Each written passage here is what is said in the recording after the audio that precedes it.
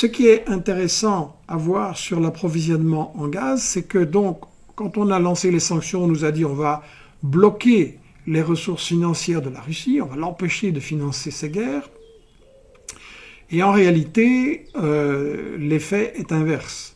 C'est-à-dire que la coopération entre la Russie et la Chine fait que la Chine va importe déjà et va importer de plus en plus de gaz russe, et la Chine est en train de développer des installations notamment de stockage extrêmement importantes. Quel est l'intérêt des États-Unis à bloquer ainsi le partenariat entre l'Europe et la Russie? En fait, leurs provisions, leur stock de gaz naturel sont relativement limités. Il faut dire que le gaz naturel est le moins polluant au point de vue écologique, mais les États-Unis, ayant moins de gaz naturel, ont lancé sous Trump l'exploitation du gaz de schiste. Alors là, je montre un schéma ici sur la manière technique dont ça se passe, parce qu'il y a un grand problème de pollution. En fait, des camions-citernes livrent beaucoup d'eau, un camion à pompe injecte un mélange de sable, d'eau et de produits chimiques dans le puits. Le but est de fracturer les roches pour récupérer le gaz et stocker le gaz dans des puits et ensuite l'acheminer par des camions vers un pipeline. Donc, en fait, la fracturation des roches naturelles cause de grands soucis de pollution. Il y a toute une série de pollutions importantes qui ont été dénoncées, et quand la France, il y a une quinzaine d'années, a voulu se lancer dans la production de gaz de schiste, je pense que c'est dans le sud de la France, on a eu énormément de manifestations. Les élus locaux ont rejoint les protestations et ont absolument... et finalement, ça a été totalement empêché et la France a renoncé à l'extraction du gaz par cette méthode polluante. Alors, ce qui est intéressant, c'est que l'Union européenne nous a fait des promesses très solennelles comme quoi on allait bien sûr écouter Greta Thunberg et toute la jeunesse et s'occuper de diminuer la pollution, d'avoir moins d'énergie polluante. Et là, en fait, ils sont en train de nous dire on va remplacer le gaz russe par le gaz des États-Unis, qui est beaucoup plus polluant, qui va être beaucoup plus coûteux et qui donc va faire exploser inutilement, arbitrairement, les factures des ménages et des entreprises en Europe. Et là, je lisais un article du Wall Street Journal qui disait que effectivement, je suis en train de le chercher, qui disait qu'effectivement, les Européens allaient devoir, c'est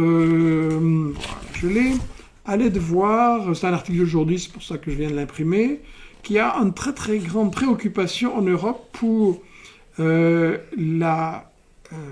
coûts des importations qui vont augmenter pour l'énergie et le reste, et les exportations qui vont diminuer. C'est logique, puisqu'évidemment, les produits qu'on va fabriquer ici vont coûter plus cher, et donc on pense à l'acier, on pense aux engrais, et donc on va en exporter beaucoup moins, et donc on est déjà en train de commencer à fermer des usines en Europe ou à limiter la production et donc à augmenter le chômage parce qu'on ne s'en sortira pas avec le gaz des États-Unis beaucoup plus cher.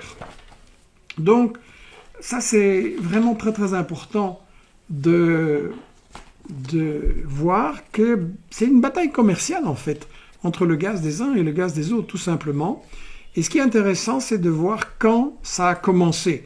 Et tout le monde nous dit maintenant, ça a commencé depuis que Poutine a envahi l'Ukraine, et donc il fallait réagir. Pas du tout, en fait, ça a commencé beaucoup plus tôt, puisque en 2017, le Sénat des États-Unis a adopté un projet de loi de sanctions contre la Russie.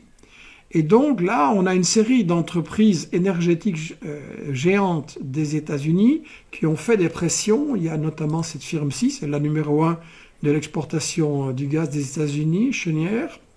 Ça se fait par transport par bateau, bien entendu, et pas par gazoduc, donc c'est doublement polluant. Et donc, cette hystérie anti-russe dans la période Trump a fait que le gaz des États-Unis, qui coûte 5,5 $ par unité, et donc le russe 2,2 $ par unité, le gaz des États-Unis a été fortement promu par les États-Unis et ça a provoqué la réaction notamment de ce monsieur ici, Alexander Van der Bellen, qui est le président de l'Autriche. C'est un vert, c'est un écolo, et il a protesté contre les mesures des États-Unis et de l'Union européenne en disant que le gaz liquéfié des États-Unis est 2 voire 3 fois plus cher que le gaz russe. Du point de vue purement économique, il n'y a pas de sens à remplacer le gaz russe par le gaz des États-Unis. Donc, en fait, c'est quelque chose qui a commencé avant et Trump a lancé vraiment une grande campagne contre ça,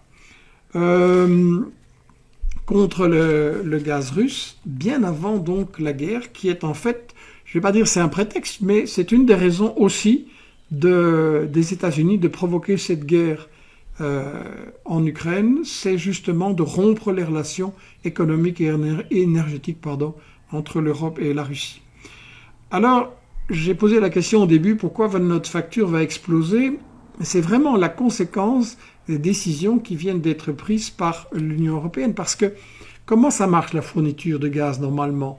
Mais normalement, un pays n'achète pas du gaz toutes les semaines ou même tous les mois. Il essaie de conclure des contrats pour un approvisionnement à long terme, pour avoir une garantie d'abord de ne pas manquer, et deuxièmement d'avoir des prix un peu stables et corrects. Et donc, c'est le cas de la firme russe Gazprom. Elle négocie des contrats à long terme avec des prix stables, tandis que les gaz qui nous viennent des États-Unis, ils doivent être achetés à ce qu'on appelle le marché au comptant, où les prix fluctuent rapidement.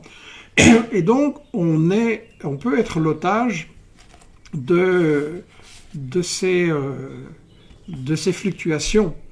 En réalité, sur les achats au comptant, il y a une spéculation boursière importante et la hausse des prix du gaz, elle a commencé déjà il y a un certain temps quand l'Ukraine s'acheminait vers le conflit avec la Russie. Là, ils ont fait des achats en prévision. Mais ensuite, le facteur qui a beaucoup augmenté le prix du gaz ces dernières semaines, ces derniers mois, c'est la spéculation en bourse. C'est-à-dire que si vous avez des achats au jour le jour, on va dire, là vous avez des spéculateurs qui viennent, qui achètent des stocks, les contrôlent, éventuellement les bloquent et font monter ainsi les prix. Éric Toussaint du CADTM signalait que la hausse des prix alimentaires pour l'instant est beaucoup due à la hausse de spéculateurs sur la bourse des marchés alimentaires, quelque chose qui a été dénoncé comme un scandale criminel par Jean Ziegler, bien entendu, et ils ont tout à fait raison. Et donc, c'est pour ça que je disais en intro, on doit vraiment voir d'où proviennent ces hausses qui sont dues au fonctionnement de notre économie et notamment à la spéculation financière ou à la spéculation des firmes productrices qui essayent évidemment de faire des bénéfices maximum.